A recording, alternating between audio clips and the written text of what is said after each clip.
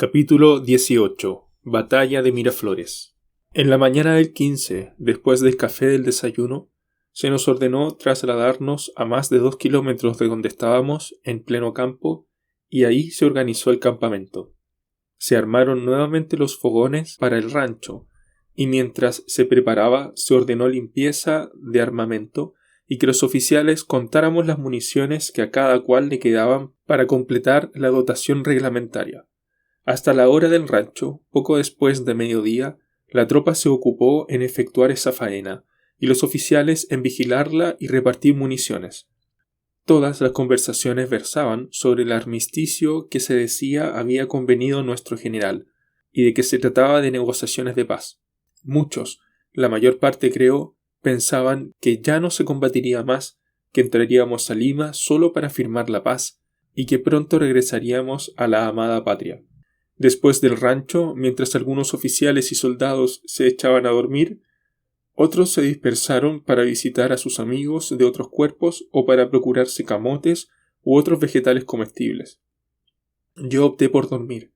Como a las 2 de la tarde, con gran sorpresa de todos, se sintió nutrido fuego de fusilería, e instantes después comenzaron a llegar soldados a la carrera, gritando «¡Traición! ¡Los cholos están atacando!». Los disparos se sentían por nuestra izquierda y a gran distancia. Reinó una gran confusión. Algunos soldados de otros cuerpos que tranquilamente conversaban con los de mi regimiento, para no encontrarse desarmados, tomaban las armas de nuestros pabellones y formaban con nosotros, mientras otros corrían a juntarse con sus regimientos. Al mismo tiempo iban llegando a la carrera los soldados del nuestro que se habían retirado del campamento, y armábanse presurosos con cualquier rifle si no encontraban pronto los suyos, dejando en el suelo los de los que todavía no llegaban. Afortunadamente, la serenidad de los jefes, ordenando tranquilidad, que fueron secundados por los oficiales, impusieron relativo orden en poco tiempo, y se formó el regimiento faltando solo algunos que fueron incorporándose a sus compañías poco a poco. Mientras tanto, el fragor del combate arreciaba, aunque todavía un tanto lejano.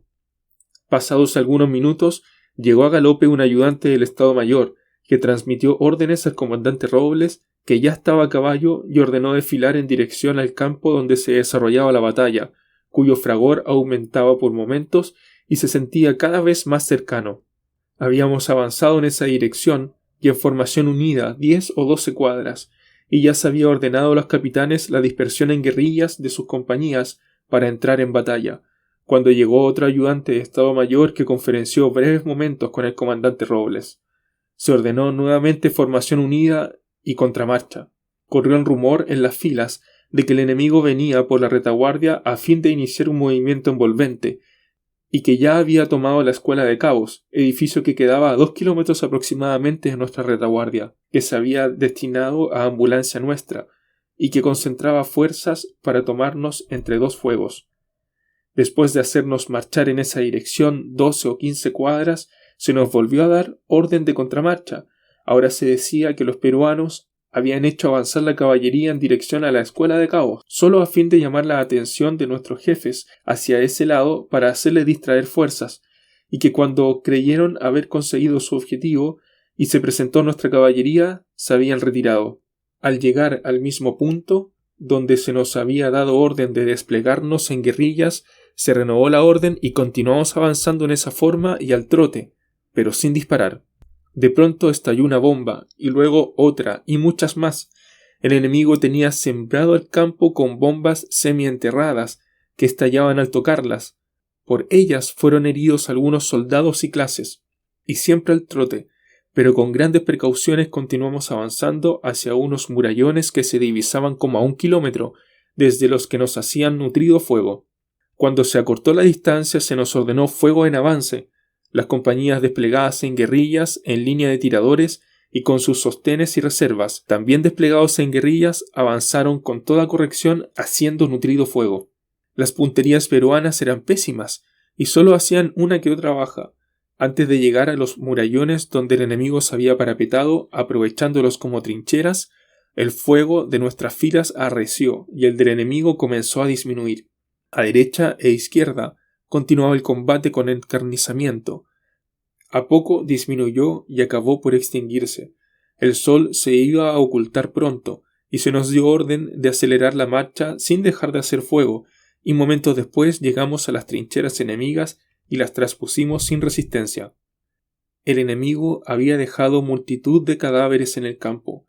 Continuamos avanzando algunas cuadras y se ordenó hacer alto y rectificar las filas, pero sin dejar la formación dispersa en guerrillas. La noche cerró estando en esta posición y era tan oscura que nadie se veía. Así permanecimos largo rato, que muchos, con la tolerancia de los oficiales, aprovecharon para tirarse a descansar.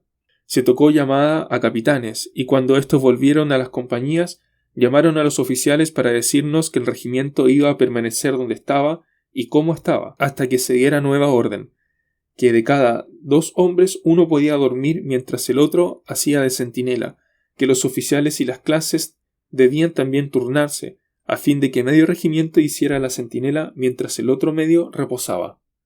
Así permanecimos esa noche. ¿Habíamos vencido? Lo suponíamos.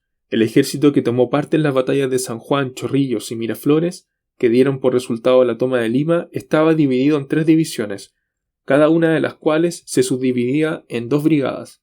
Formaban la primera brigada de la primera división los regimientos: segundo de línea, Atacama, Talca, Colchagua y Batallón Melipilla. La segunda brigada de la primera división los regimientos: cuarto de línea, Chacabuco, Coquimbo y Batallón Quillota. La primera brigada de la segunda división los regimientos: Buin, Esmeralda y Chillán.